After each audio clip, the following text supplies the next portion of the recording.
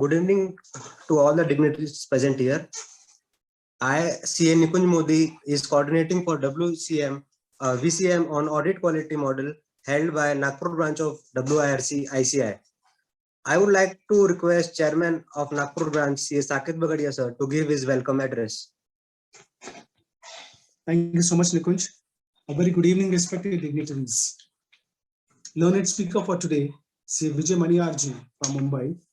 He has recently retired from SR Bartley Boy & Company, a master in this field, because the topic for today, VCM on audit quality maturity model, is a topic which every chartered accountant would love to follow and would love to really put the things into practice. This audit quality maturity model has been evolved by ICI and it is recommendatory in nature at this moment, but it contains a matrix, it contains a system whereby we can self-evaluate ourselves so that whatever other things, whether we are following or not. So this is a tool of self-evaluation of audit firms and sole proprietor towards this technological driven mechanism to increase the operational efficiency. Friends, whenever we are looking at a thing, the other day I was having a word with Vijay Maniar sir. He's an expert faculty on this and he's an expert in audit since last so many years. तो मैंने sir से पूछा कि sir ये audit quality maturity model किसने follow करना चाहिए और क्यों फॉलो करना चाहिए, तो मतलब कि नहीं सबने फॉलो करना चाहिए और क्यों नहीं करना चाहिए. With the increasing span of responsibilities, the chartered accountant is expected to give an answer to each and every opinion they are expressing on the financial statement. So a self-evaluation is the need of hour. That is the reason we kept this session. Initially we had kept for only for 1 day. Then sir ने कहा कि नहीं, it's better that to keep it for 2 days, क्योंकि इसके अंदर जितना चीजें जो बोला जा रहा है, जो माना जा रहा है, that would be really beneficial for the professionals. So we have done in this as part 1 and part 2. Part 2 would be taken up by CA Mohit Dhand from Pune tomorrow 2 p.m. to 5 p.m. I request all of you to kindly register for that session as well, because the purpose of keeping this VCM free of charge is that the knowledge dissemination should be done in the best possible manner, and every chartered accountant should be getting the benefit of this deliberation.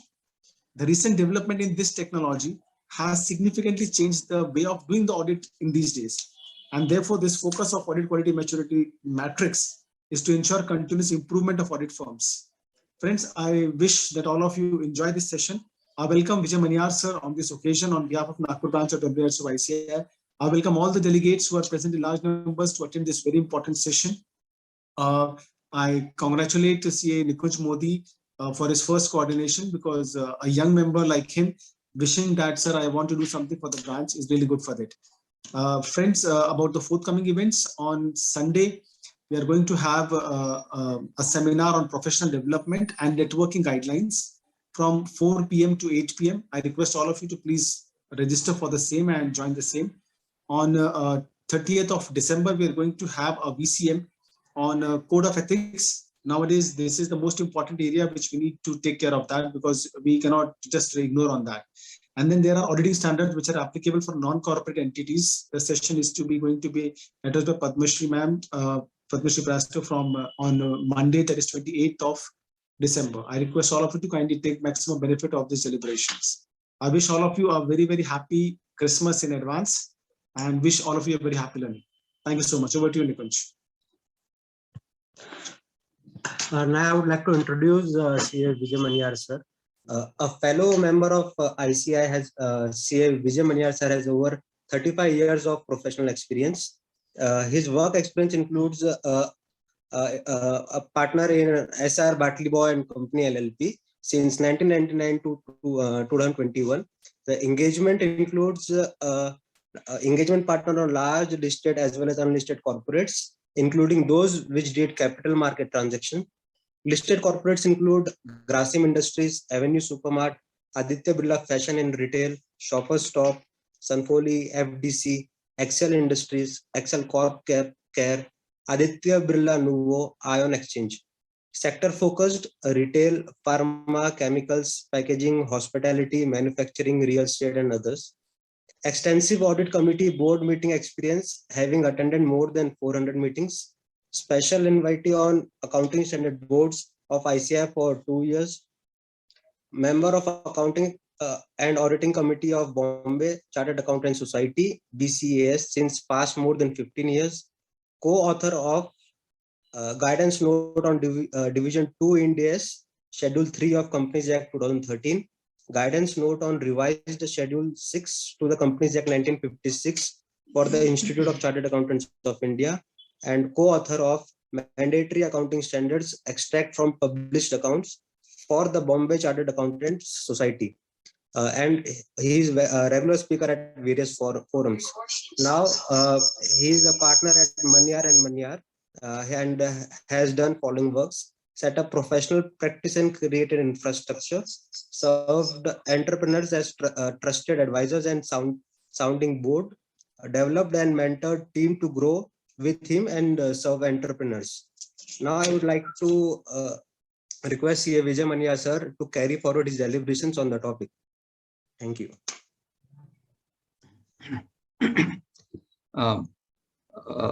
Good evening to all. Thank you, Nikunj, for your kind, introduction. And thank you, Saket, for inviting me to talk on this topic.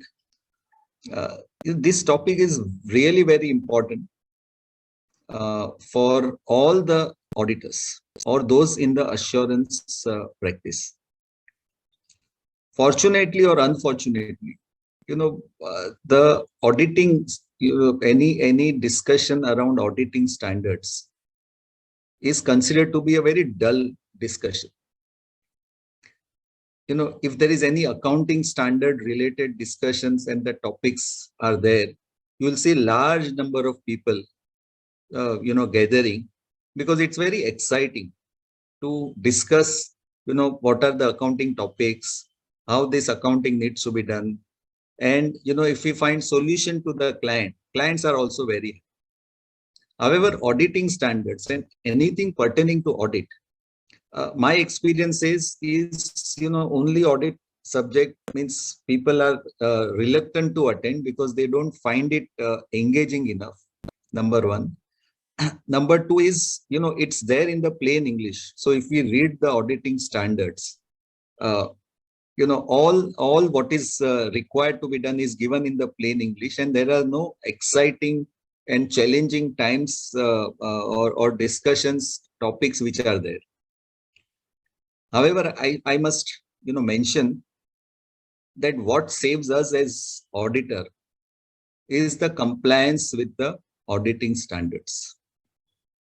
So not only that we are expected to follow the auditing standards, those which are laid down by the institute, those which are laid down by under the Companies Act, but also under the Code of Ethics, we are expected to follow and comply with the auditing standards. Whoever will come and review our files is based on the compliance with the auditing standards. So if we have done the audit, we would have in accordance with the auditing standards, we would have definitely, picked up the areas which are not in compliance with the accounting standards. And it's not the vice versa. So if we have done the accounting as per the accounting standards, it is not necessary that, the audit is of those compliances is done as per the auditing standards. So I'm saying the understanding of auditing standards is very important. That is number one.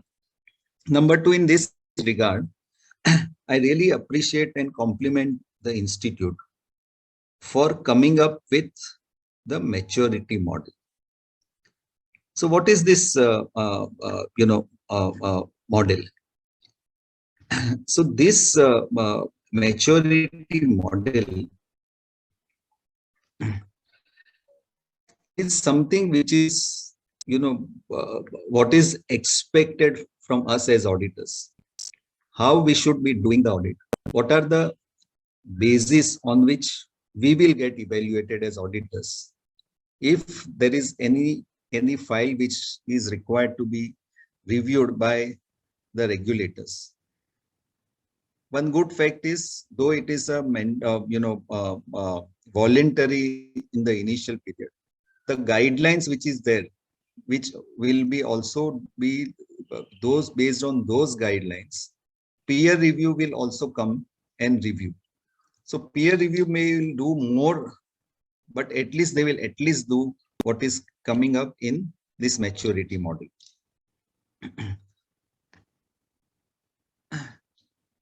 So what is this model? I'll take you through what are the components of this. So one is this will increase the capacity building, because we all want to grow. How do we grow unless we have proper systems and process in place? So this is the guidelines, that where do we stand in terms of the model. So what is the maturity of our practice? Secondly, this is a self-evaluation. So you are, not getting any negative marking in terms of, peer review certificate is getting with that. But at least we can self-evaluate ourselves. And we can see the areas where we are strong, areas where we need to, upgrade ourselves, and areas where we are completely lacking. And there is a roadmap, which we can, use this as the guidelines, because it's not that, immediately in, one can rectify. It's over a period of time that, we will, improve our maturity.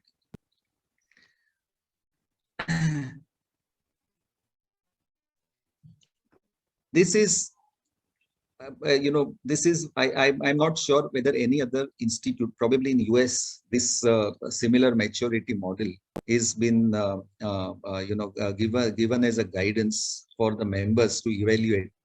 However, other than US, if at all, I'm not sure about this. But India is, in that sense, has been a leading institute to come up with this particular model. And this is really forward looking. It gives us the guidance and the benchmark. And as I said, any regulator who comes and reviews our quality of work, these are the areas. If we can address these areas, hopefully, there will be no other major comments. It's not that there is always a scope for improvement, but there will not be any major, negative comments. An institute has been doing to improve the quality of financial reporting and the quality of audit, in various ways. So if you all know that there is a financial reporting review board.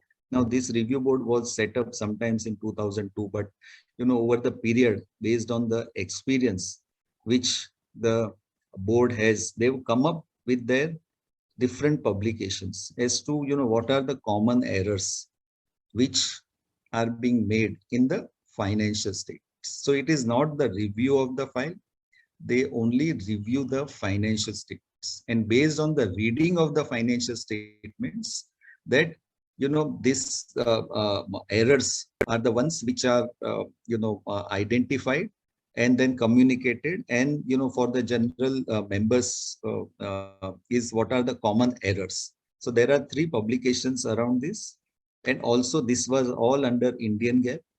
However, they've also come up with one in 2021 on Ind AS. So I'm saying this is also one of the areas where institute is trying to ensure that the quality of financial reporting is increasing. How do they review this? So there is a, first is the financial statements are reviewed by the technical reviewer. That is the first.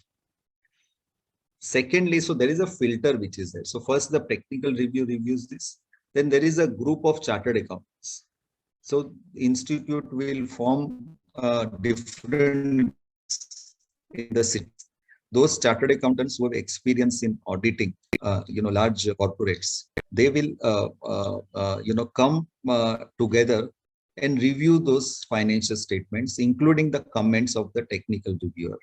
And accordingly, they will give their comments on various observations, including those observations which are made by the technical reviewer. And finally, this is also reviewed by the board. So accordingly, there are more than 500 professionals which are involved in financial reporting review board. And and most of them, so if you say 76%, so those financials are taken suo motu by the FRRB board. And however, if there are special cases, so if there is some newspaper items or some other regulators, or based on the reading of any financial statements, if apparently there are some errors or apparently there are some concerns, so those are the special cases which are also taken up by FRRB board. And what actions are being taken based on this? So so if there is any material non-compliance which can affect true and fair view of the financial statements, it is possible that based on the review by the FRRB board, it comes to conclusion that there is a material non-compliance. Then they will refer the case to the disciplinary committee of the institute, and against, if there are, because ultimately these are all financial statements, and if those are, there are serious errors or wrong, application of finance accounting standards, then those irregularities are also informed to MCA, SEBI, and other regulators. And if there are non-compliance which are not material, then those are given as an advisory to that respective auditor. And also all these observations are shared with the peer review board, so that whenever those auditors files or auditors firm gets reviewed, at least peer review board has the paper which says that they are the auditors of so and so company. These financial statements of that company were reviewed by the FRRB, and these are the comments. So peer review board will also pick up those comments.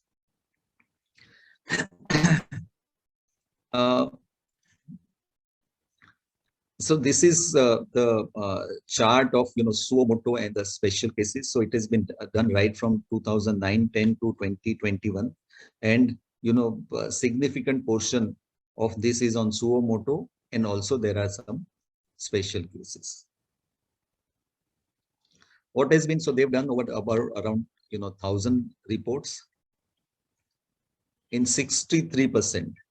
So majority they have given the advisory. So they have given advisory to the auditors to be careful, because the comment does not impact true and fair view of the financial statements. However, there is always the scope of improvement, and there have been some areas where appropriate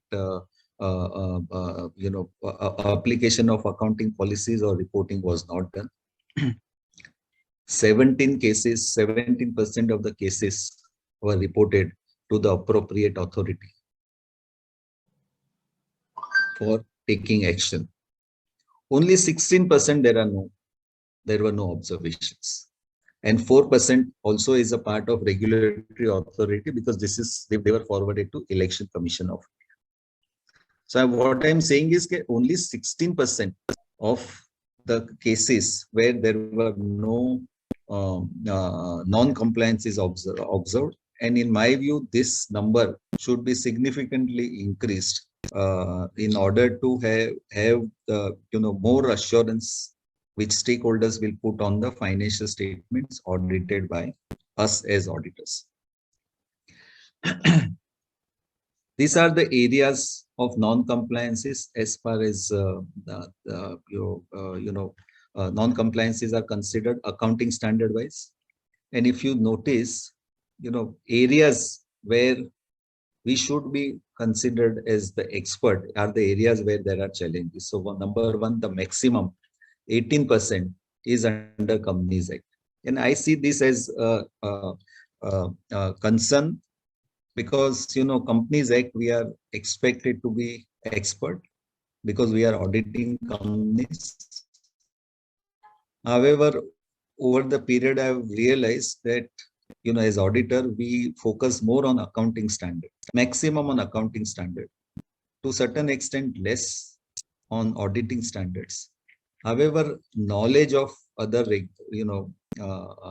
regulations which are directly impacting the company is the one which we are lacking. If you go, good old days, people were, we were considered to be masters in Companies Act or, other, regulations which were impacting our clients.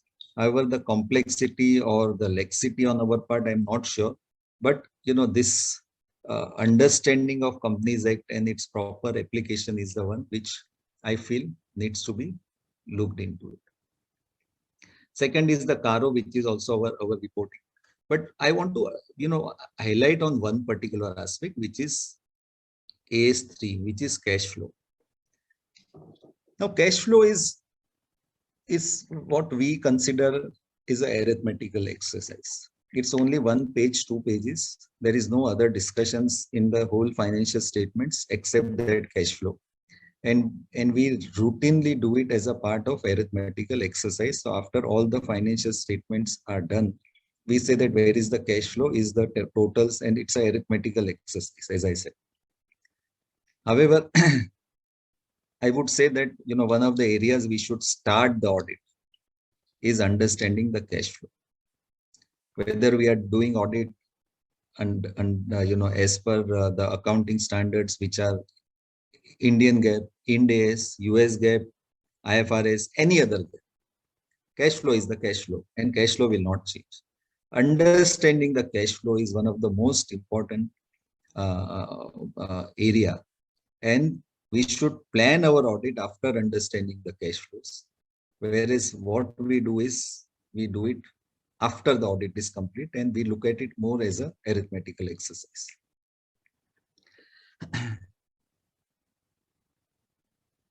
Even for, Ind AS, this is what is as per Ind AS. The non-compliance is primarily around the complex standards which are.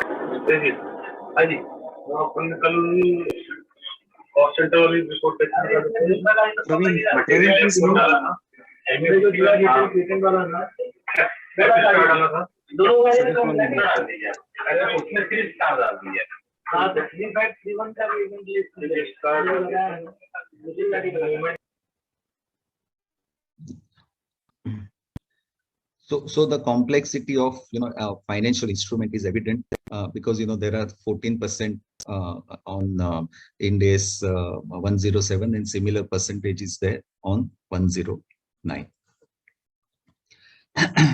I'm not delving into the areas. I'm just trying to, idea is that, how institute is taking steps to improve the quality. Day by day, compliance with auditing standard is becoming more and more important.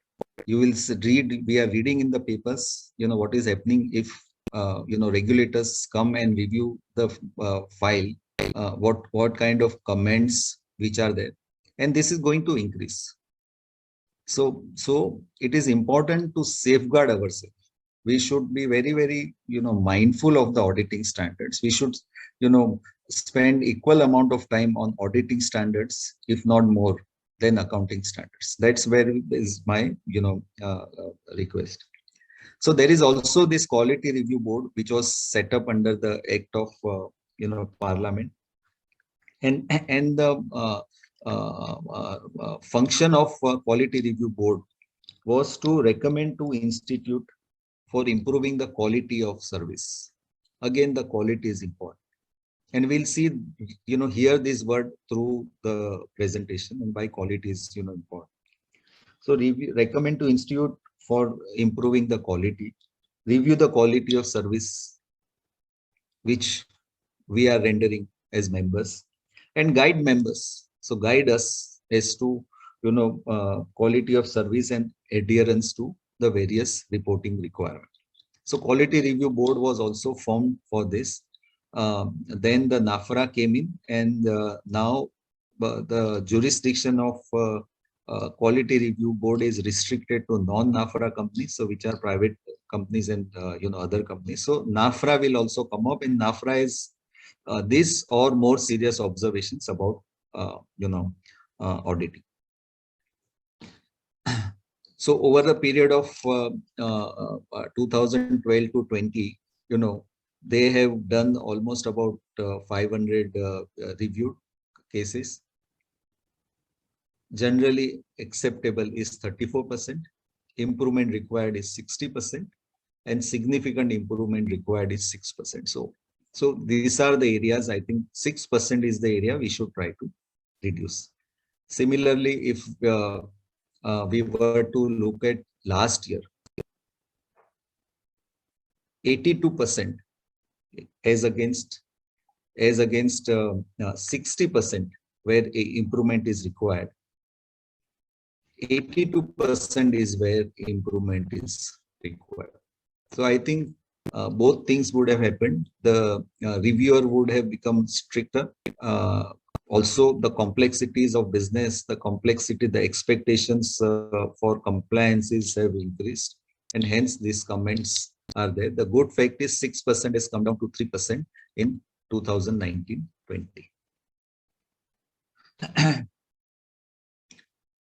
What are the areas of auditing standard? So just to re-emphasize, FRRB, Financial Reporting Review Board, reviews the financial statements, and their comment is from the review of the financial statements. They don't come to our office and review the file. Only by reading the financial statements is the one where they give their observations. Whereas QRB, they will come to our office and do the review. And as far as QRB is concerned, their maximum comment is on SQC1. Again, standard, correct, so quality standard. So what I'm saying is the quality is the one where there have been comments, and we should be focusing on the comment. So standard on quality control, which is SQC1, which is one of the most important standard, is the one they have the maximum comment. And we'll deal with what are the requirements of SQC1. If we look at from the accounting standard wise, again, QRB has maximum comments on cash flow, AS3. What I'm saying is cash flow is otherwise, and this is only based on the reading. It would not have looked at, the impact of cash flow or the interpretation of cash flow on the audit. It's only, their comment is only from the arithmetical accuracy and other, reconciliation perspective. What I want to re-emphasize is we should understand the cash flow and determine the nature, extent, and timing of auditing procedures. It is not, they have not reached there. They have just looked at the arithmetical accuracy. So cash flow is very, very important. What are the non-compliances which are observed by QRB on SQC1? Now, what is SQC1? So it gives us the standards on various parameters. And mind you, audit quality maturity model is applicable only to certain class of auditors. SQC1 is applicable to all the firms. So long as one is into the assurance business audit, or one is rendering, SQC1 is applicable. The kind of documentation which is required will depend on the kind of audits and the complexity, the geographical spread, of the practice. However, SQC1 is required, mandatory since a long time, and please be mindful of this. And that is where I thought it appropriate to discuss a bit on SQC1, and then the importance of quality. So what has been the observation of QRB? Because how as auditor, when we look at the evidences. QRB will also look at evidences of compliances. So one of their main comment has been that the firms has not established comprehensive system to provide reasonable assurance that the firm and its personnel comply with the professional standards and other regulatory and legal requirements. Because if we are auditors, correct, we need to have all the standards or all the expectations, all the parameters which are given in SQC1, and we should comply with it. But there is no system. It's evidence-based. It is possible that it is there, but there is no evidence to demonstrate that that the firm, so us, we have system of to provide reasonable assurance. So to the reviewer, we are not able to give comfort or assurance that the firm, means us and our people, have complied with the professional standards and regulatory and legal requirements. And next is, and so one is the this, and then what are the key elements of quality? The first is the leadership responsibilities within the firm. So what it says is leadership qualities. So there should be policies and procedures that promote internal culture based on the recognition that quality is essential in performing the engagements. So it is the responsibility of the leadership leaders to ensure that they have designed the policies and procedures that people know that quality is paramount. And it's a very fundamental, it is a very essential aspect of performing any engagement. What does further leadership responsibility, and this responsibility will be of the top person of the firm, or it could be a very senior person of the firm who has ability and the knowledge about the quality, and they have high level of authority within the firm.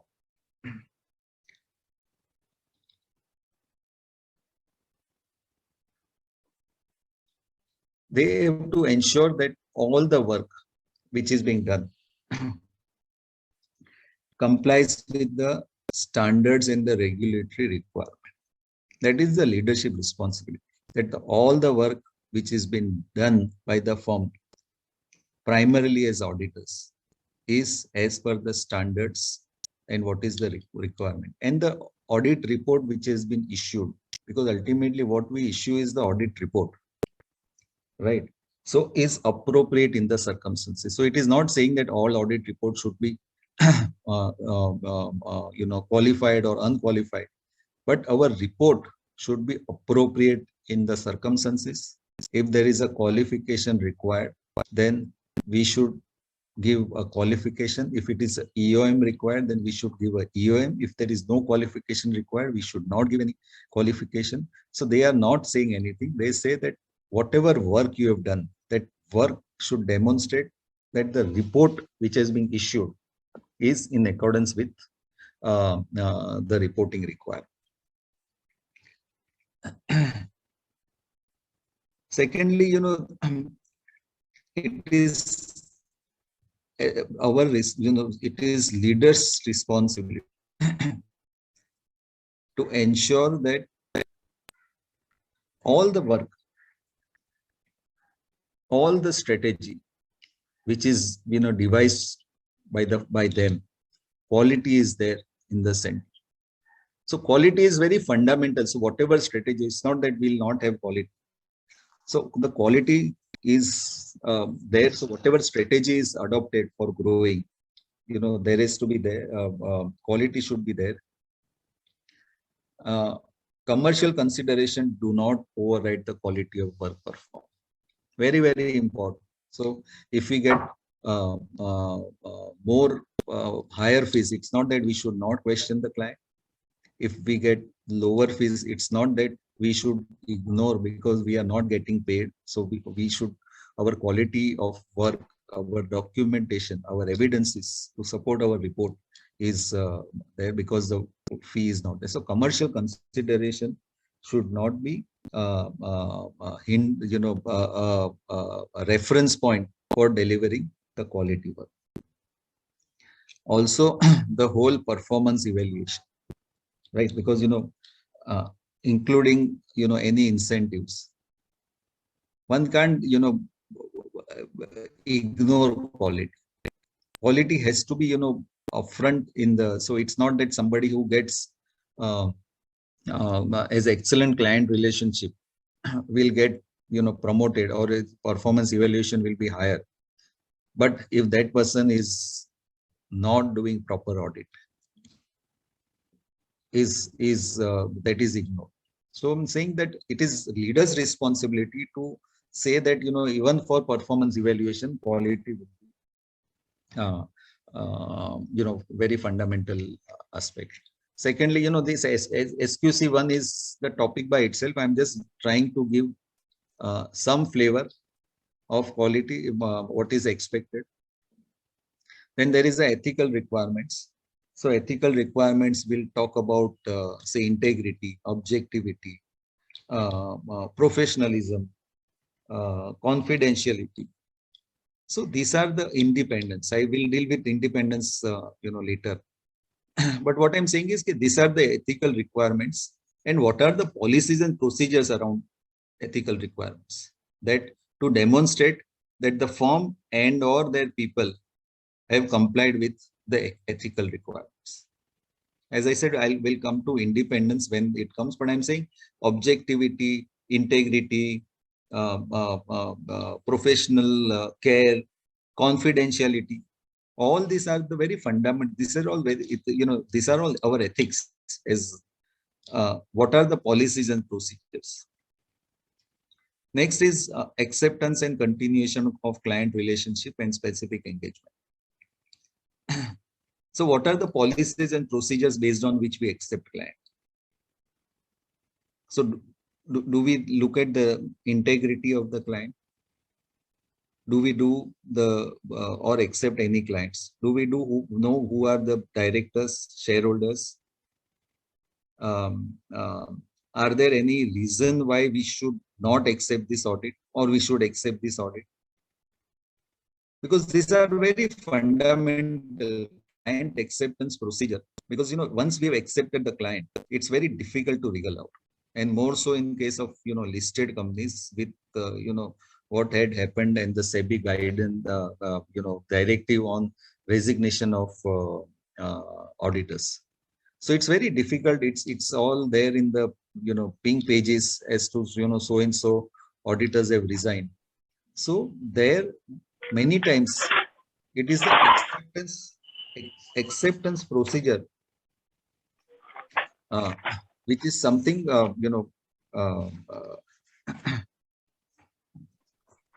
so it is not only the acceptance as a client, correct? Because if we go ahead and say, okay, the client, I'm happy to accept the client, right?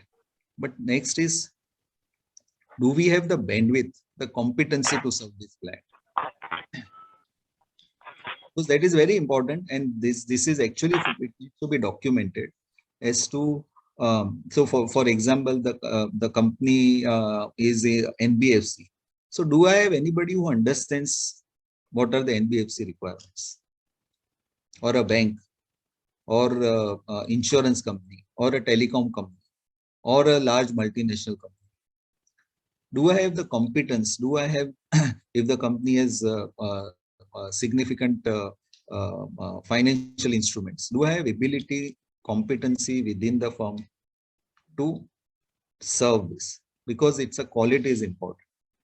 Do I have people to, how many times we see that, we have adequate people to serve this client?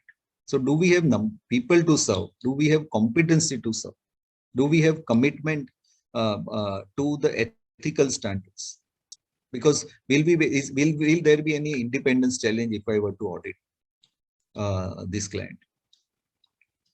Or for client continuation also, because it's not that one time we have done, we should constantly, so we should every time when we continue the client every year in our case, we should evaluate that, is there any reason we should relook at the client? Are there any challenges which the clients and the team is facing, which could impact our quality of audit? Is there any intimidation threat? A lot of times I'll give you, this is the tax audit season, but client does not give the data, and their expectation is that if you don't do it on the due date, then there are some consequential impact, and that prevents us from doing the quality audit. Is it likely that we'll not be able to do quality audit because of client, because we don't have enough bandwidth, because we don't have enough competency, or that there has been a change in the circumstances? There have been some newspaper report that client is involved in some money laundering. These are the areas where we should be very careful. So the evaluation needs to be done not only at the time of acceptance, but also on a regular basis. Next is the human resources. So the whole policies and procedures around human resources. So how do we recruit? Correct. How do we pay our people? How do we evaluate their performance? Again, quality has to be there in the evaluation.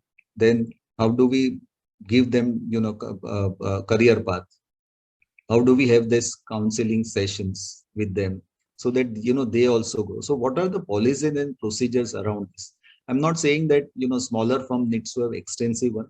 Again, I'm repeating, this standard is already applicable to all the firms.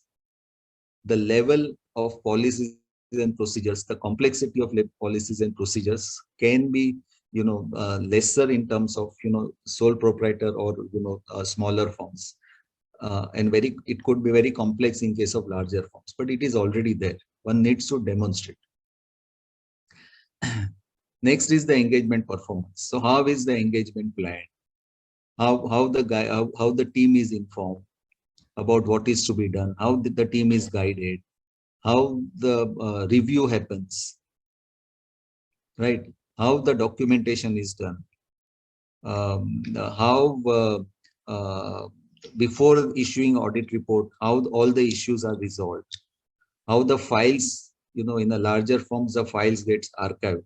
But what the standard says is that, by and large, within 60 days from the issuance of audit report, all the files should be up ready. And the firm needs to ensure that this file, nobody is able to tamper with. And if somebody is, doing any work on the file after 60 days, then that has to be under very strict supervision. And the last but not the least is how the whole thing is monitored. Because, all this may be, leadership qualities, ethical requirement, client continuation, human resource, engagement, everything is there as a policy. But the policy itself does not guarantee that, this gets followed, right? So how this is monitored, who monitors it, and what are the, what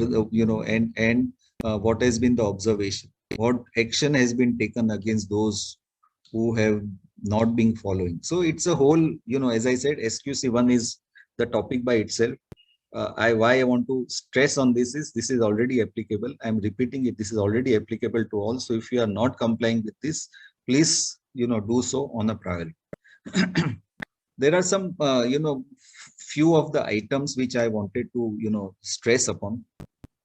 First is the independence. So whenever we accept any audit, we need to ensure that, am I independent?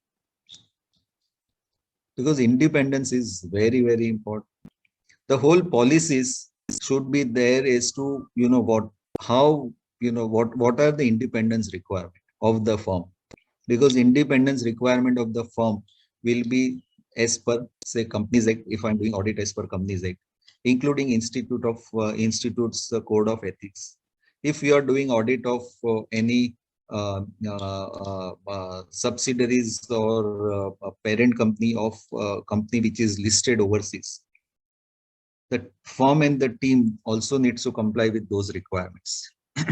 If one is auditing under any other regulation and the regulator has that independence required. So how do I am working with you, and how do I know that what are the independence requirements? And how do the firm ensures that the firm has met with this independence requirement? Are there any conflicts? So suppose have we done any work during the engagement period which could potentially, be prohibited? Have we rendered any non-audit services which are conflicting with our independence? Do we have any self-review threat? Self-review threat is that we have done some work, and as auditor will be reviewing the same work. That means it's a self-review.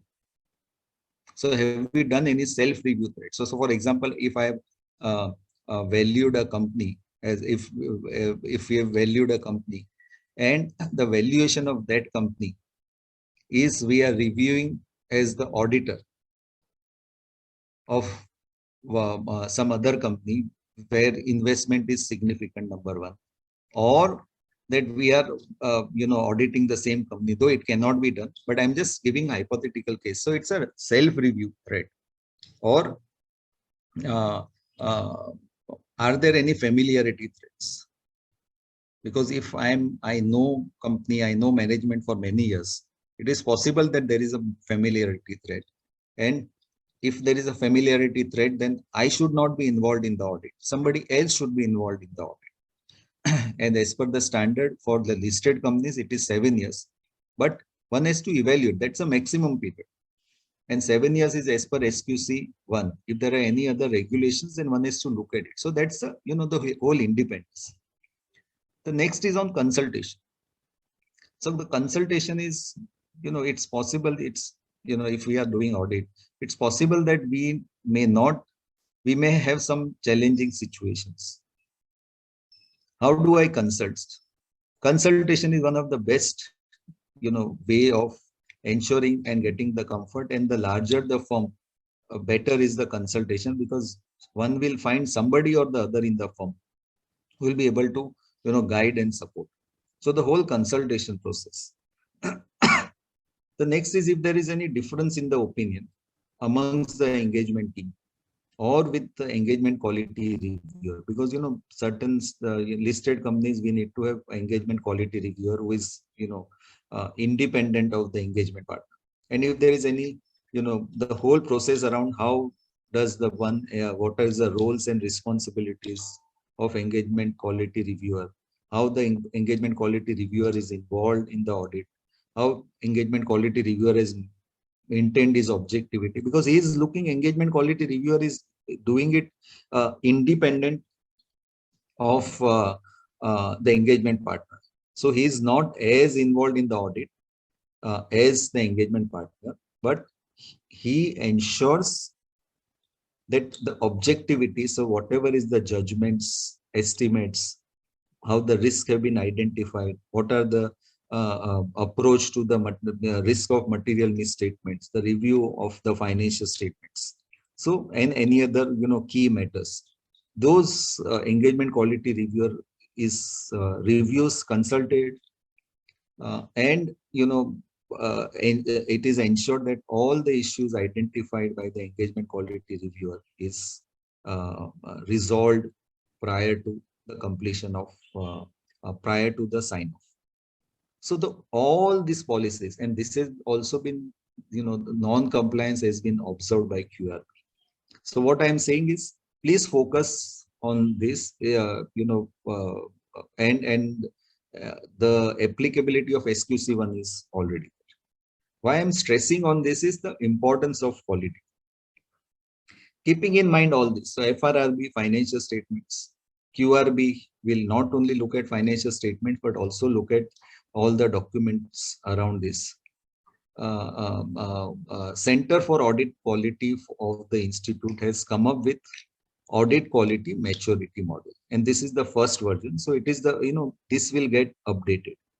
So areas and how we can measure ourselves as to where are we in terms of the maturity. Why it is important? So as you know that the stakeholders rely on our financial statements. And how do we audit? We audit based on the evidence.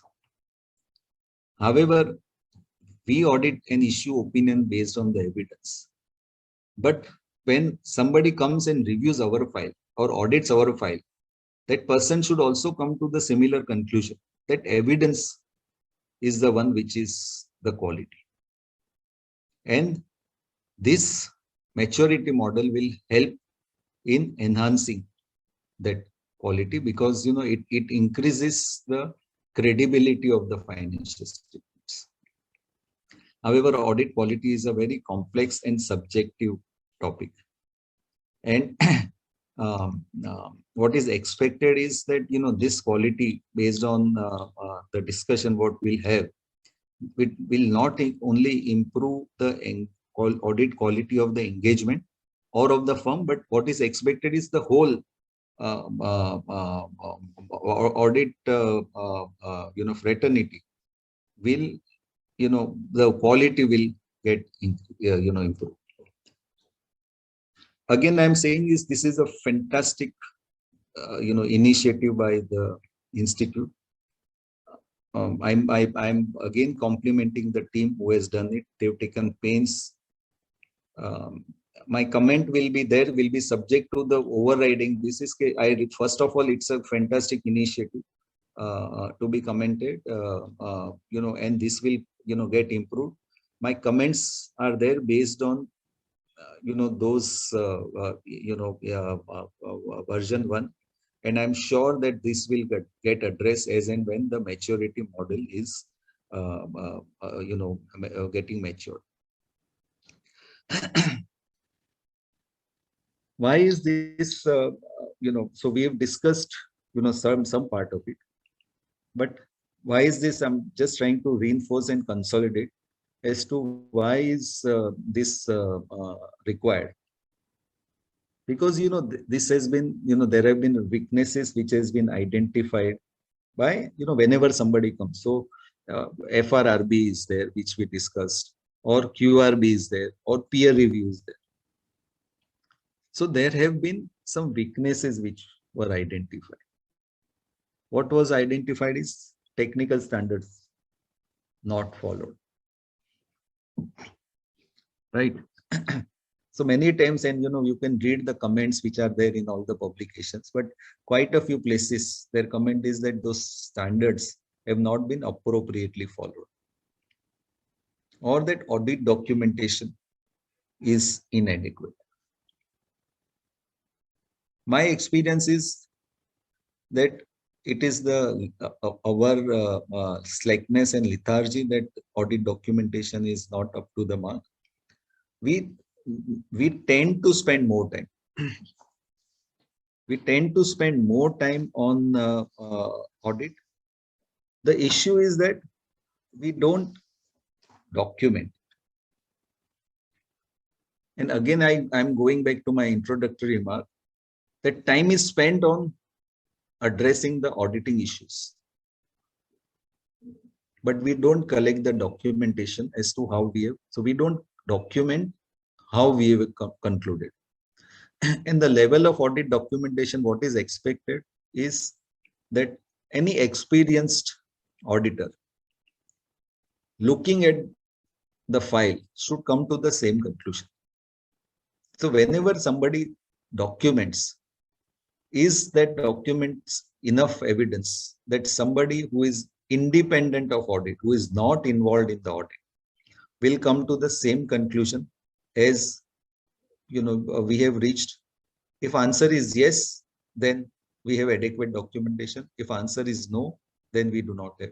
And most of the time, it's that we don't consider this as important. What is important is the client solution is found to client's issue, but how it has been found, what are the areas which we considered, how we have ensured that this is in compliance, not only with auditing standard, but also not only with accounting standard, but also with auditing standard. And that is something which is important.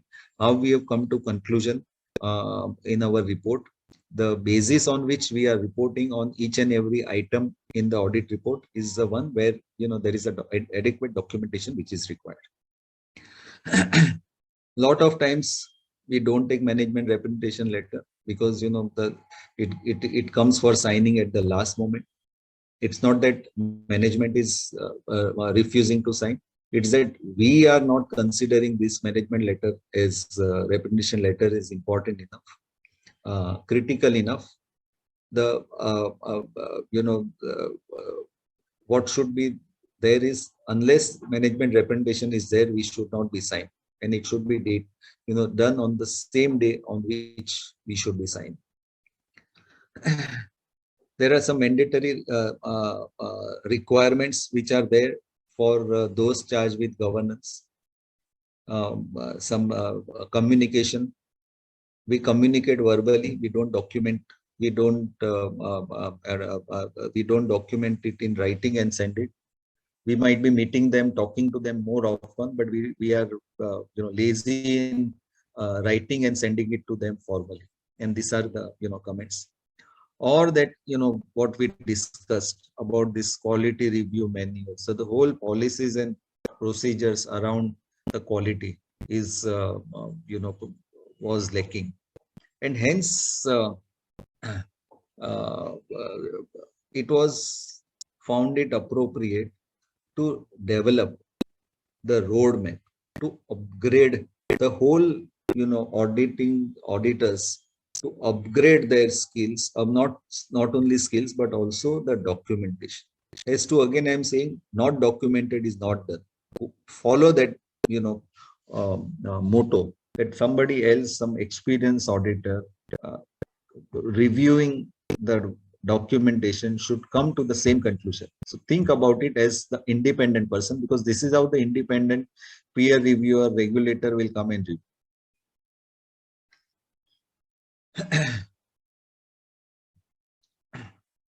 What is the objective again? If we were to look at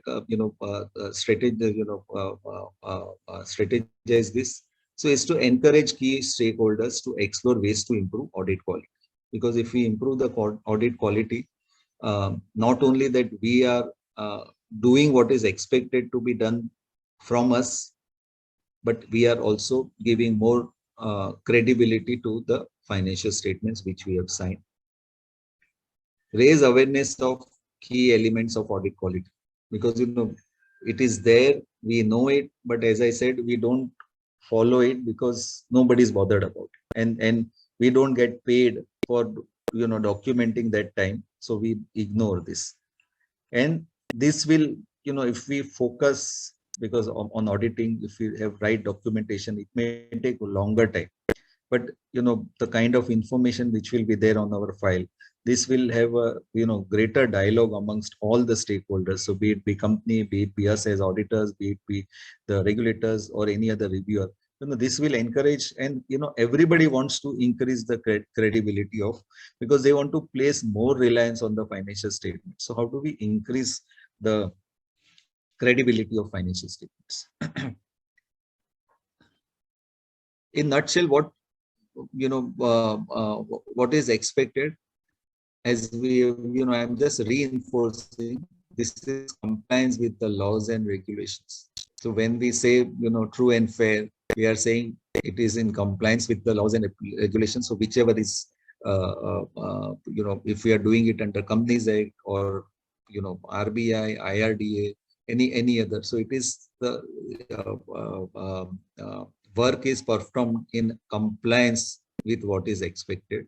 It is not only in compliance with that, but also we have quality control within the firm. It is in compliance with that quality which has been set by the firm. The reporting is also appropriate in the circumstances. So as I am repeating, It's not expected that we give clean report. It is not expected we give qualified report, but whatever report we have issued complies with the law, complies with our quality standards, and it is appropriate in the circumstances. And finally, it is the ethical behavior, because we need to not only independent or objective, or we should have integrity, but we should also demonstrate third party should have this, that we and the team has the ethical behavior. And by meaning ethical behavior, it's not that demonstration, but any team member, I repeat, any team member or outsider should be able to raise the concern without fear.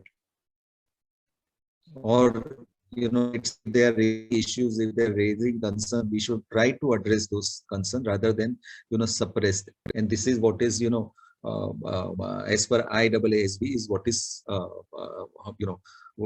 what are the criteria based on which one needs to measure audit quality.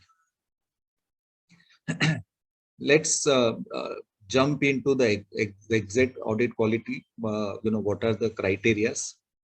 So first is, this is applicable to firms which are doing listed company audits. So, are you auditing listed entity?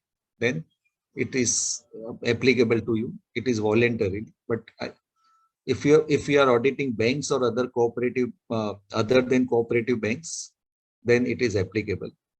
I'm not sure why they omitted cooperative banks, because there have been enough irregularities in the cooperative banks. In my view, cooperative banks should have also been, included in for firms who are doing audit of cooperative banks. But what probably in the next version it will be applicable.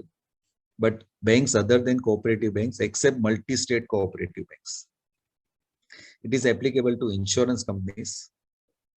So listed companies, banks other than cooperative banks, including multi-state cooperative banks, and the insurance companies. These are the three categories of entities to whom AQMM is applicable.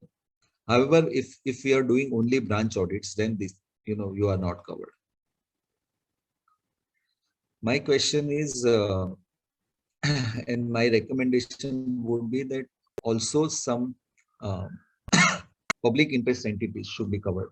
So, the firms which are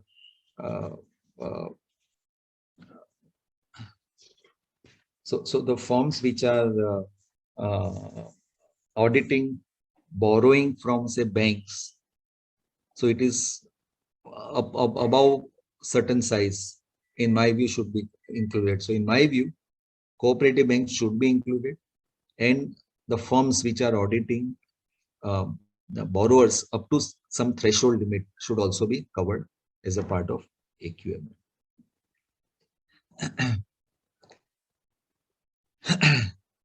It is recommendatory for a year, and after a year, council will review the date from which it will become mandatory. And this AQMM was notified in January 2021.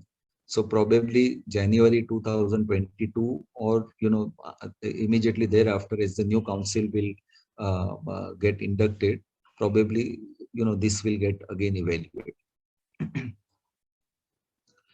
What are the practice areas based on which the evaluation needs to be done? Now, this is the crux of the evaluation. So first is the practice management, and this is the operations. And we'll deal with all the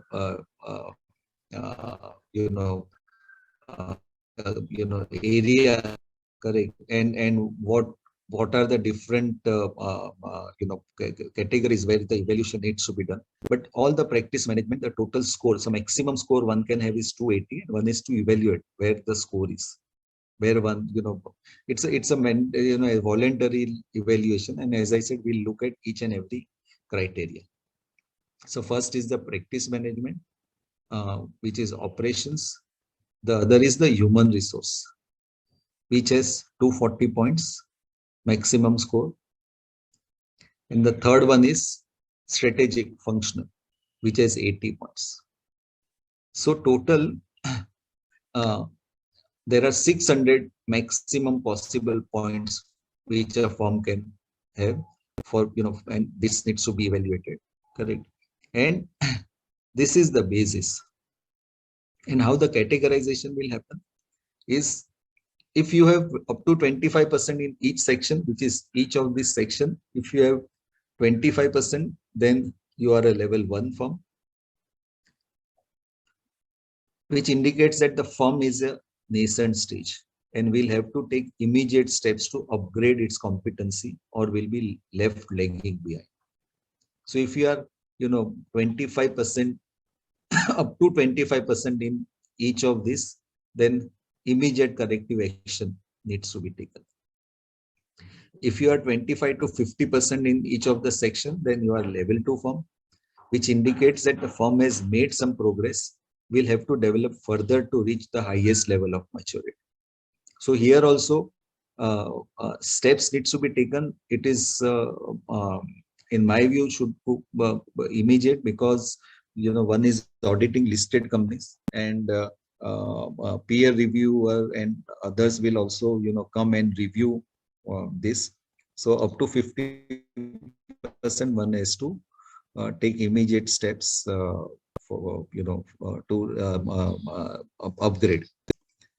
Then above 50% to 75% in each section, then you are a level 3 firm, which indicates the firm has made significant adoption standards and procedures and should focus on optimizing further. So you are good, it's a good position to be in, but there is always chance to improve.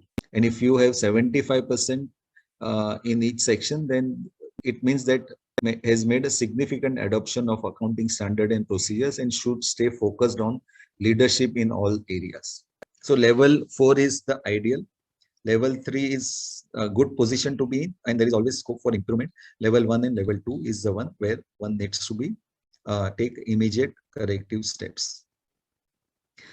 However, one issue which is there is, what if I'm in level, 25% in one section and 50% in another section, and that guidance is not there. In my view, that should also be there, should have been there, is what if somebody is there in one level, in one criteria and another level in another criteria. So in fact, while it was a draft which had come over for our comments, I had put in this point only that for this hybrid thing, there should be something which should be bring out. In fact, the format correct, right, well it also. In fact, the format should be such that everything, whatever are the things, a person should fall in only one category, either level 1, 2, or 3. Accordingly, only the point should be reframed. I agree. Good observation. So, so that is there. Secondly, a lot of questions which are there, and we'll see to it. There is yes, no answer. And that could also be subjective, because it can't be, the answer could be somewhere in between. And yes does not mean that I have reached, 75%, correct, because there is no evidence. So yes, no answer, how do we have something else around yes, no answer? What it says is one has to, do it at least annually. So first one should be done by 31st of March, but otherwise this needs to be done at least, annually. And there has to be adequate documentation, again, to demonstrate as to how have we evaluated ourselves. Again, that documentation is the one which is something which, we need to be, careful and, focus on. If we, come to conclusion that we are, say, level 4 firm or level 3 firm, what do we do with that? Can we put it in our letterhead? Can we put it on our website? Can we put it in our LinkedIn profile? The answer is no, because that amounts to advertising. So, what it says is that, we cannot, advertise ourselves. So we cannot put it in any of this. However, if, this AQMM model is such, stakeholders will start asking. So for example, if we are pursuing for any audit, then the audit committee may ask for it, is what is your AQMM maturity level? There we can share with them is this is our AQMM maturity level. And so this is currently which is voluntary. Nobody's mandatory. But once it becomes mandatory, everybody will review it from based on how we have evaluated ourselves. So it is important that we are realistic, we are truthful to ourselves while doing it, while it is voluntary, because over a period this will become mandatory. The third party will come and review. We might be in our evaluation, we might have evaluated ourselves on a higher level. However, the third party will evaluate differently, and this may impact our reputation. This may impact our commitment to the audit committees or other stakeholders. So it is important that we are truthful to ourselves while evaluating. We'll deal with practice management operations. So I will deal with it today. My co-speaker, who is very experienced person, and he's been a regular speaker on this topic, Mohit Dan, he will take up the other areas tomorrow. So he will pick up any of the queries you have on today's topic, plus tomorrow's session, he will pick up HR and other strategic and areas tomorrow. The first is revenue from audit and assurance services. So if it is 50% to 75%, it is 5 points. Above 75%, 8 points. So maximum score one can have is 8. Correct. So what is talking about is minimum revenue of 50% of the total revenue of audit and assurance services. So it is not audit only, but it is assurance. So one is to consolidate all audit, GST, tax audit, internal audit, forensic audit. So all this is part of assurance. And that if it is 50% to 75%, then it is 5. Above 75%, it is 8, and maximum 8. I have one fundamental issue with this.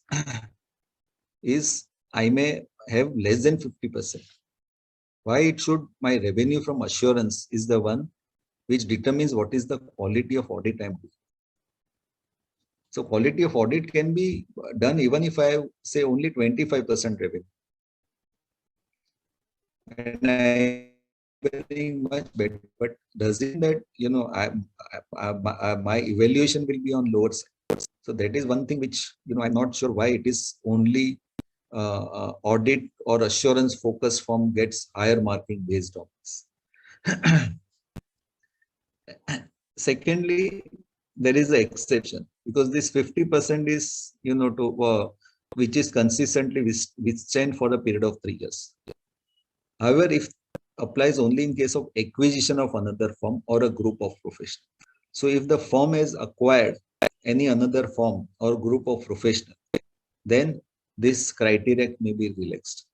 How do you demonstrate that there are group of professionals? At least the firm, I can have some kind of evidence as the whole firm joined, the so many partners. Then there would be some documentation around this.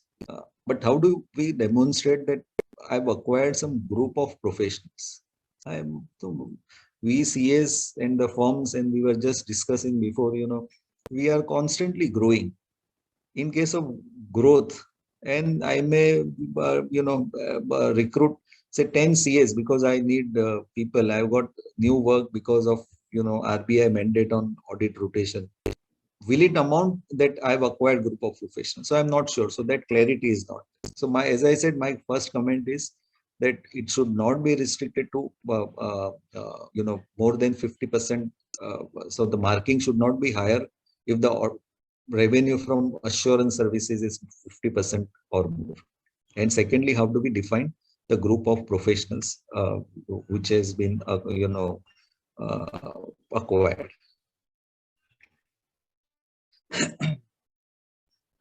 The next is, does the firm have vision and mission statement? Does it address the forward-looking practice statement plans? Right. If yes, then it is 4. It is no, then it is 0. Now, how do we demonstrate that scoring is based on presence and implementation? Vision statement is what I want to be in future, right? What firm wants to be. And mission statement is the way in which I'll go. Correct. Where ethical behavior and independence and lot of many things will come into play. How do I demonstrate? Is something which I thought was a way. So the firm having this and implementation of vision is something which I'm not sure how this will get demonstrated. So that's where one of my comment which has always been is this is something subjective, and this demonstration of implementation of vision and mission statement is something which will have a challenge in demonstrating.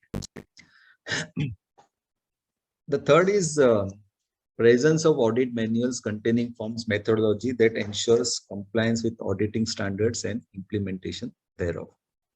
If yes, 8 points. If no, 0 points. Valid point, right? Because what is audit manual?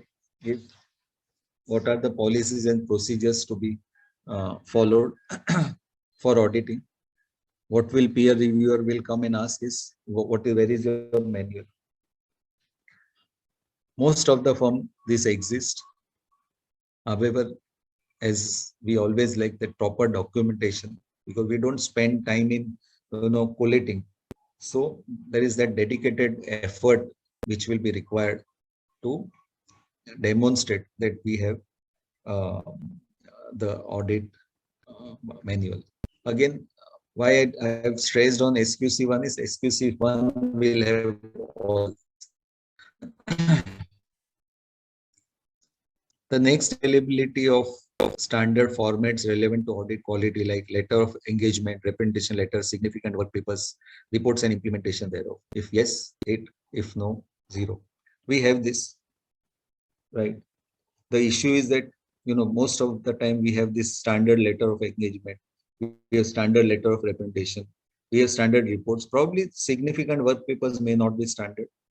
However, we'll have to ensure that all these are available at one place. Anybody to see that what are the standards, under what conditions, what kind of engagement letter needs to be there. Standard representation letter which covers all aspects of representation, so that when we need to customize specific representation, the change is limited to this. Otherwise, the standard representation letter is available, so that we don't miss it. As I said, we already have it. It's probably not available and documented in terms of what is required. The next is uses of client acceptance, engagement acceptance checklist, and adequate documentation thereof.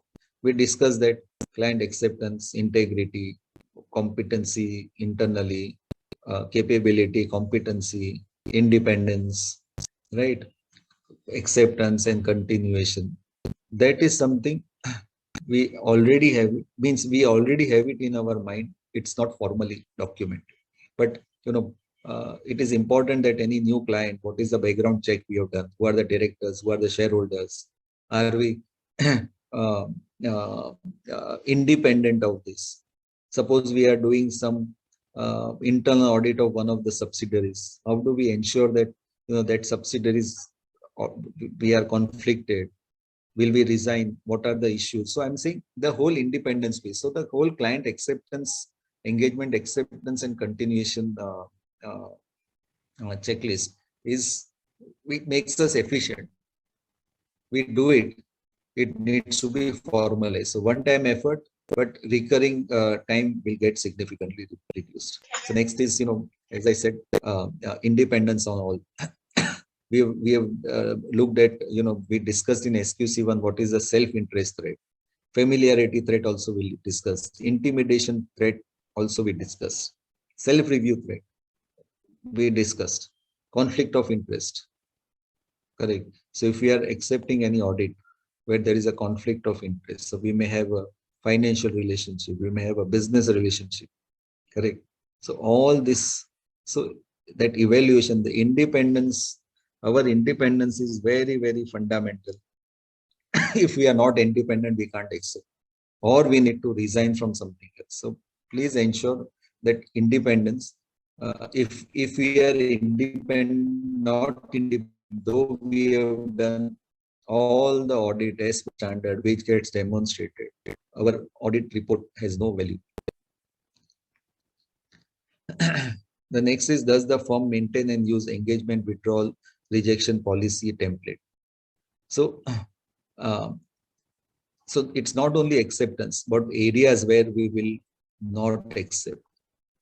Some firm says will not accept option दिया नहीं zoom meeting में किसने out होने के नहीं mute करने के option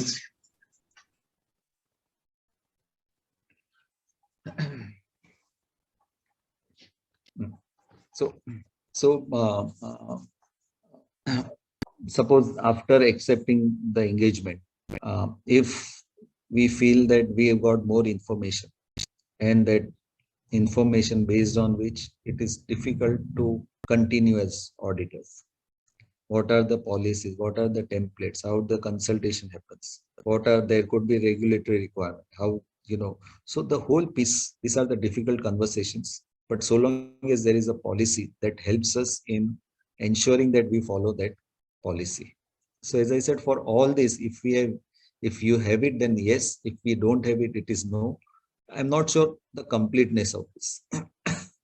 So while evaluating, please ensure that you have taken all the possible, based on the complexity of your class and practice, that all the possible areas are covered in the checklist.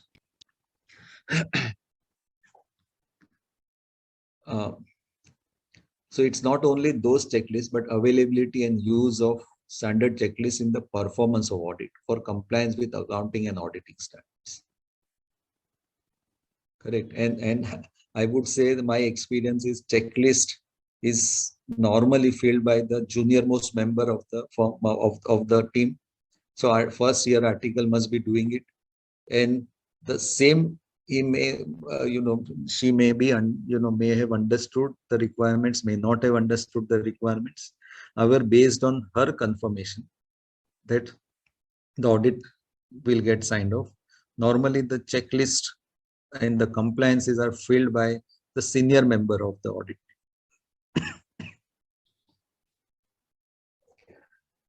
Again, availability and use of standard format of audit documentation of business understanding, sampling, materiality, data analysis, and control evaluation. Business understanding is fundamental. How do we understand the business? Because if we don't understand the business, then how do we identify what is the risk of material mistake? So our understanding of business should be limited to identifying risk of material misstatement in the financial statements. So it's not that we should know more than what the company knows, or the management knows, or the MD knows. However, this is limited to risk of material misstatement. So business understanding, in order to ensure that we don't miss out on risk of material mistake, and hence that business understanding is important. We don't do audit 100%. So how the materiality, how the sampling is to be done, what kind of sampling under what situation, and how that situation is applicable to the client, and hence we have used this sampling technique. Or how do we determine materiality? Materiality is an art, not a science, because materiality depends for same industry under different circumstances on a different way of calculating, and what could be material is something which we need to ensure. So how the materiality can be determine the guidance on the basis and the calculation of materiality, data analysis, the whole control evaluation, because the control evaluation is we do walkthrough first. So first we need to understand business understanding, then we do determine what can go wrong, then do the walkthrough, that have we understood our business understanding, is it right? Is that process is right? And then based on this, determine what are the controls and the whole piece around the control evaluation, whether we can rely on the control, we cannot rely on the control. There is a standard format should be available so that the team does not get lost, may not miss on the key areas of audit, because this is the heart of the audit, if I were to say. And the next is, are the documents related to quality control mentioned about are reviewed and updated on a frequent basis? Because this needs to be updated. If there is any change, if there is any change in the regulation, then this needs to be updated, or at least it needs to be reviewed, because risk, the requirement, the expectation of stakeholder doesn't stay static. It changes on a regular basis. The next is on efforts monitoring. So does the firm carry out capacity planning for each engagement? Each engagement needs to be planned is what is the requirement of that audit. Again, I'm coming back, do I have, this is primarily as a part of engagement, acceptance and continuation, but the people I require, do I have enough people? Do I have people with enough competency which is required for the audit? So if the company is, repeating the example is exposure to financial instruments, how these are valued, how these are accounted. I'm going back to the comments of QRB or FRRB for Ind AS companies. So the idea is that, do I have the competency? If there are any significant valuation, how do I value? If the company has complex IT, then do I have competency to understand? Because unless I understand IT, how do I audit? So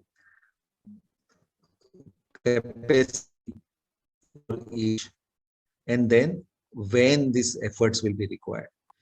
Because I may have, but when these efforts are required, and do I have enough bandwidth at that time? Because when I plan for the audit, I plan for the audit right from the quarter to the interim to the year end, and right through the year, how the resources are there, and do I have a process of budgeting and planning, not only the capacity, competency, their ethical behavior, the commitment to ethical behavior, but also whether all these are there, whether they'll be available to me to do quality audit at the time I require. The next is our budgets versus actual analysis on time effort spent carried out to identify the costing and pricing. The idea is, it's not only that we plan, but how that based on the plan. It's not something which is a science. Audit, it depends on how the audit. Each audit is different. But what is the actual time spent? What are the actual efforts required? At what level actual efforts are required? So, am I going wrong in my budgeting, my cost? Because my cost depends on the hours and the level at which those hours are required. So if it is going wrong, it may not be economically feasible for me to continue as audit. I'm just trying to see from a commercial angle. There are other angles, but I'm saying commercially, is this audit make sense? Then one has to determine other. But commercially, when I say that this audit will take say 1,000 hours, does it take 1,000 hours? Does it take 800 hours? So over the period I may evaluate, or does it take 1,500 hours? So that the cost benefit analysis I can do, and the depending on the different percentage of compliances, the scoring is there. The next is, does the firm deploy technology for monitoring effort spent, utilization tool to track each activity? So it's like, it's how do I measure my actual time spent? So the firm should have what is expected is firm should have a weekly or a fortnightly timesheet, The timesheet will calculate that how much time each team member has spent on that engagement, on that task. And then where are we as far as the original budget versus the actuals. So the idea is that, and that is where they say that this digital competency maturity model version 2 may be referred to arrive at technical maturity. So idea is that, you know, when I'm looking at the actual, we account revenue, account it everything on cash basis, but on an ongoing basis, whether we have enough data to support that, are we going wrong in my budgets? And that is where this timesheet comes into play.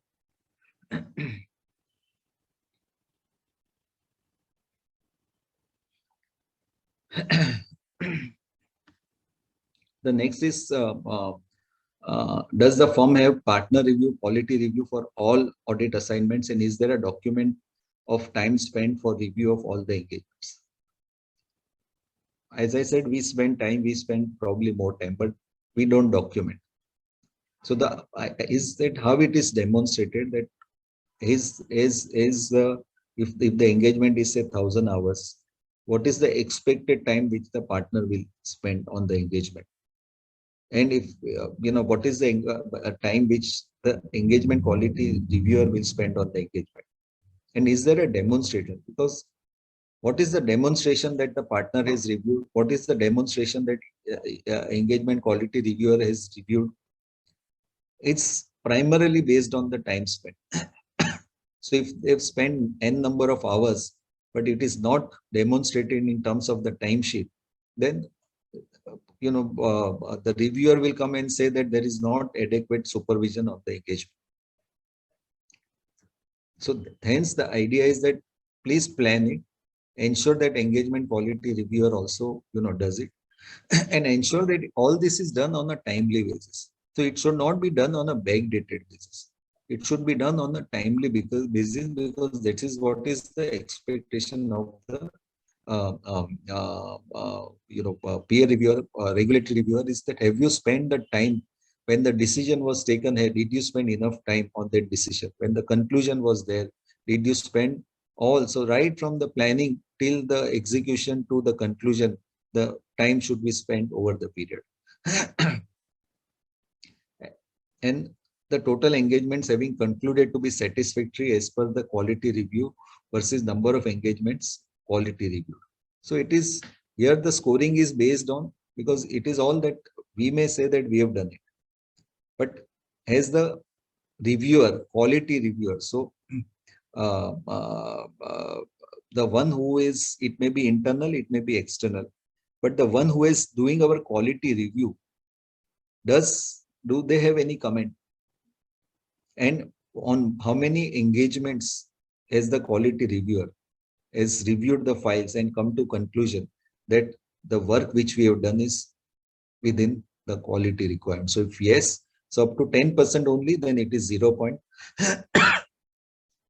10% to 30% of the engagement, 4 points, and more than 90%, it is 20 points. I think the points are less over here. The maximum, there should be negative marking if the work is not done up to certain standards and up to certain percentage of engagements reviewed.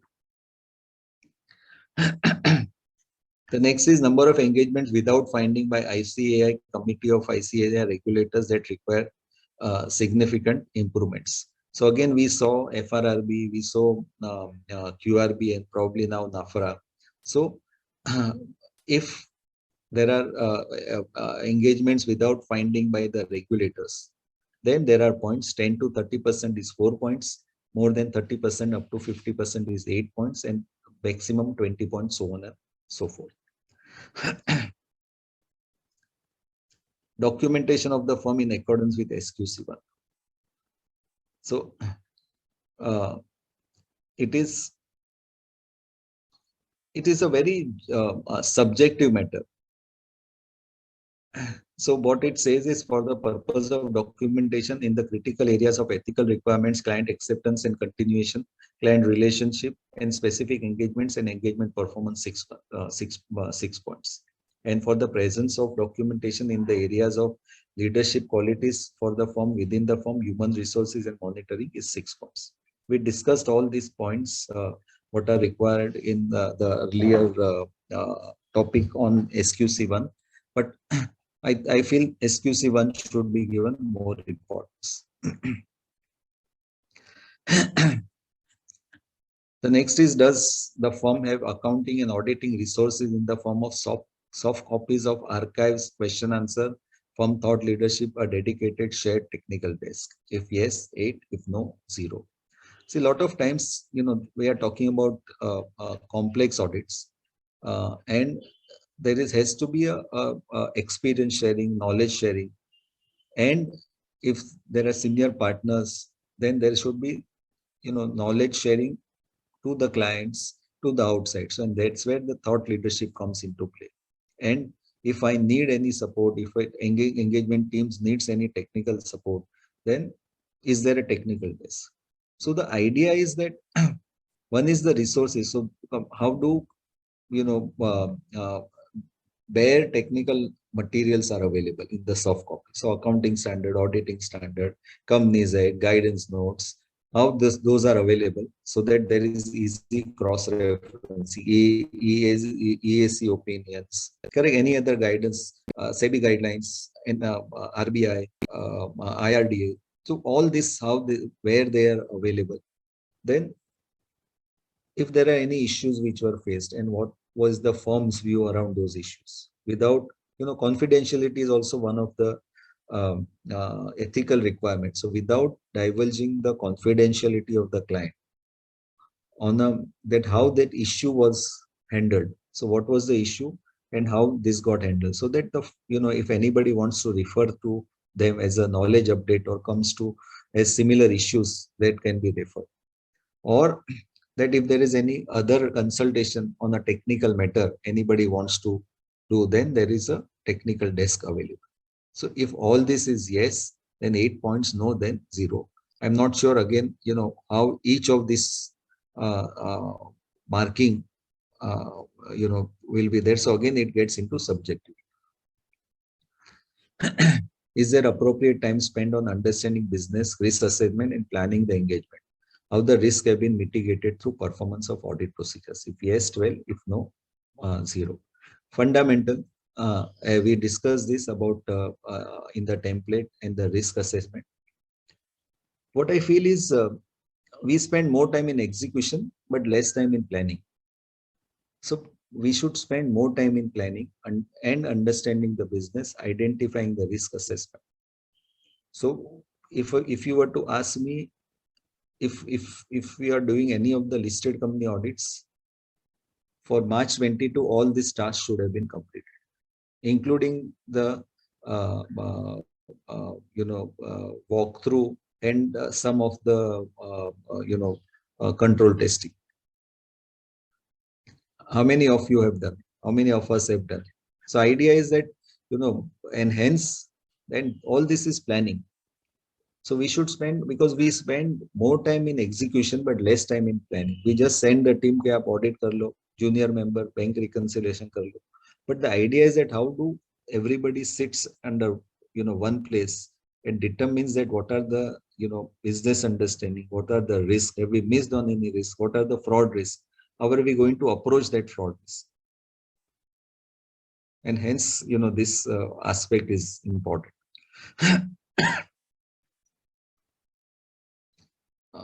This is again on, does the firm follow, implement standard delivery methodology, adoption of manual, adherence to practice standards and tools, auditing standards. The number of statutory audit engagements rework, and this is there is a negative scoring. So if there is any rework based on the review, if there is a rework, that means it's the opinion may get challenged. So depending on the kind of rework which happens, so there is a negative point. In my view, this negative point should have been significantly higher, because there should not be any rework once the audit opinion is signed. If we have signed the audit opinion based on under audit, then something, it's a very fundamental to the audit. The number of client disputes other than fees disputes and how they are addressed. Very difficult. It says less than 5%, 0 point, and then more than 5 to 15%, and then there are negative marking. Now, how do you determine what is a dispute? So dispute could be, say, qualification. Will we consider qualification as a dispute? Because client has a one view, we have another view. Or if we resign, will it be considered as dispute, or is there is a legal claim? So I was not very sure, but in my view, unless there is a legal claim, there is no dispute. Because qualification is something which is, our obligation, our right to report what is required. Resignation is something where there is a lot of many process which has been set specifically for listed companies. As the process, one has to be transparent to reason why, one has resigned, and hence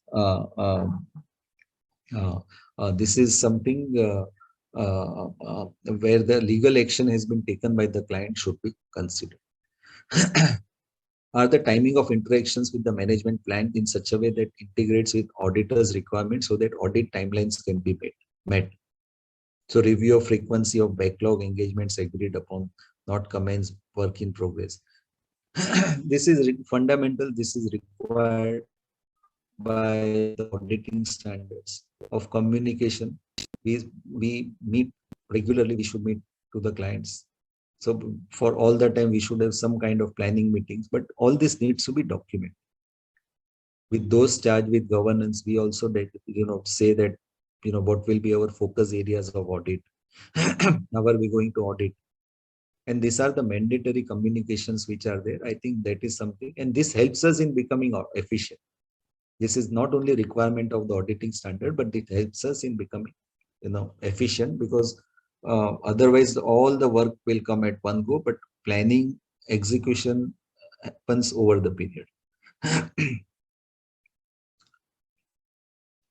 The next is how are we, sharing client sensitization. So awareness meetings. So there are new updates. How do we disseminate knowledge? Correct. So how do we update clients on audit issues? This is important, because most of the time, what I feel is, whenever we update issues to the client says, this is a last moment surprise. I can't do this, and we'll find all this. So updating client on audit issues formally, because client may be aware, but we may have not informed them formally. So formally, management, those charged with governance, we should obtain them on a timely basis as far as the audit issues are concerned. Otherwise, everybody will say, and this is one concern which most of the clients have against the auditors, is last moment payable. So that is one thing which we should be mindful, but not only relating to the audit, but also how are we sharing the knowledge about any accounting changes, auditing aspects. Follow through of audit previous observation is also part of the audit. But, I would say first and third is required for the efficient audit.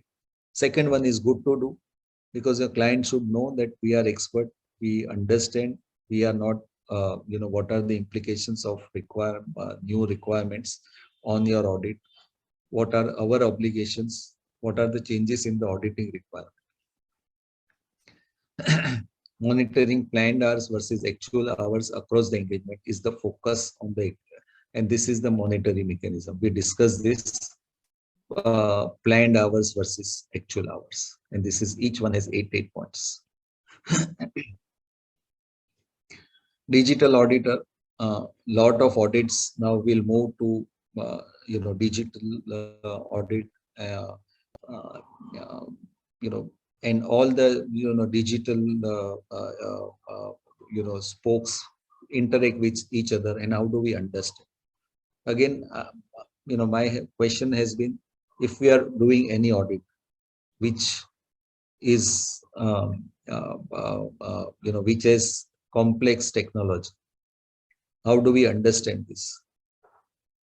First of understanding this, and how do we audit that? Because first is understanding the technology. We are not competent and we may not be competent, but how that technology works.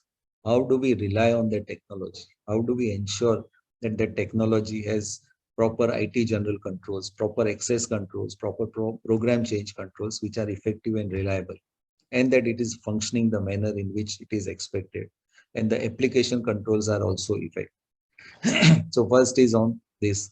Secondly, how do we run the data analytics? Because the companies have large number of transactions, and it's that old way of audit is slowly moving into digital audit.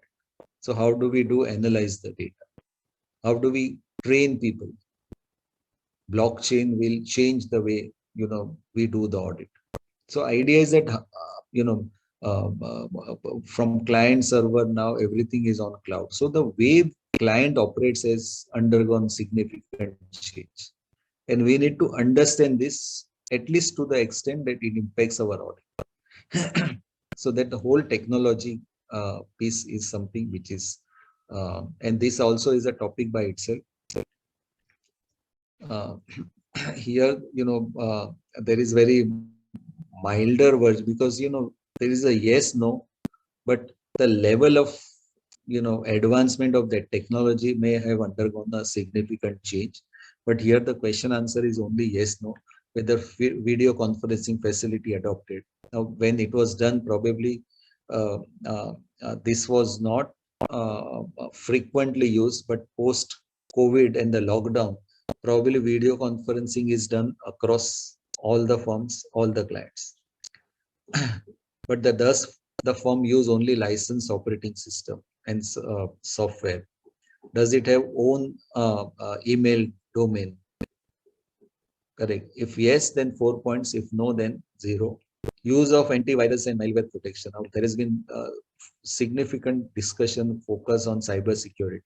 So I may say yes, but the level and what kind of software I'm using, which are compared to the business, compared to the requirement, is it sufficient, not sufficient? Is this is all getting into subjective. Data security, cyber security measures, internal communication chats. As the firm automated its office with automated attendance system and leave management system. All this timesheet, digital records. Does the firm as server or cloud? Digital library. Institute is also planning to come with digital library. That's one of the project. And how the client interaction happens. So all this, yes, no points. Easy to say yes. I'm saying that please look at the level of, where it is, where the those technology is advanced and where are we as far as our usage is there. It's not that we need to spend to say yes. I'm saying one is to evaluate whether it helps us in running our practice more efficiently, more safely, and it gives higher level of assurance to the stakeholders. Same again here, adoption of technologies for service delivery. So all this technology has been the heart of SQC1 and the technology. These two are the heart of AQMM model.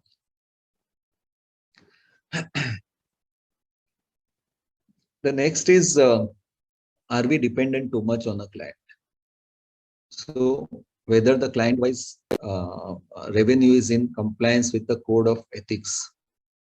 Currently, the fees from one client should not exceed 40%, because if any client is too much material, means to be, if we are dependent, then it is possible that we may not be independent, right? So hence, this we need to constantly review, are we too much dependent, so that our objectivity may get challenged. Fee consideration and scope of service should not infringe upon the quality of work and documentation as envisaged under SQC1. We discussed this in the leadership responsibility, that if the client is paying more fees, it doesn't mean that we should ask less question. And if a client is paying less fees, it doesn't mean that since it is not paying, we are not getting paid, we should do less work, or we should harass clients. So idea is that we should have that, maintain that quality irrespective of the commercial angle. And at the same time, we should ensure that we must have a minimum scale of fees set by the institute. So that's it from my side as far as today is concerned. Tomorrow, if you have any questions on this, I'm happy to take it today now. Tomorrow, or Mohit can take it. He will do the recap of this and take the balance 2 sessions. I'm thankful to Nagpur branch and Saket for giving me opportunity to take this topic, freshen up my knowledge on AQMM and SQC1. I'm sure if there are any questions, I'm happy to take it. But what I know is most of the people are busy in tax audit, so may not have much questions. But what I want to re-emphasize is your quality of work in tax audit will get challenged if you don't follow all this. So thank you very much. If there are any questions, then I'm happy to take. Thank you. That was really fantastic on that. I feel because these are the things which, unless people sees the actual model till that time, they won't be really. And I just believe that this becomes statutorily compulsory. Only then the importance of this would be more like spread on that. I would request the participants if there are any queries. Nikunj is there.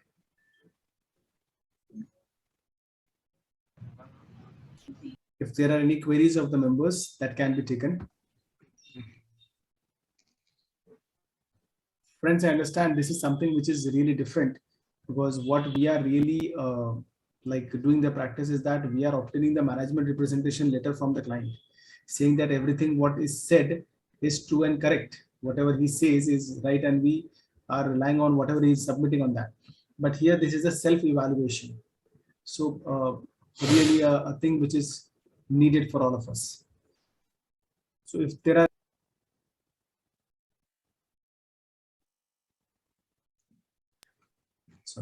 hello, I feel I was muted, so I was just trying to say something and it was not getting there. Friends, this is a really nice occasion for you to ask the questions. Prasad sir is there.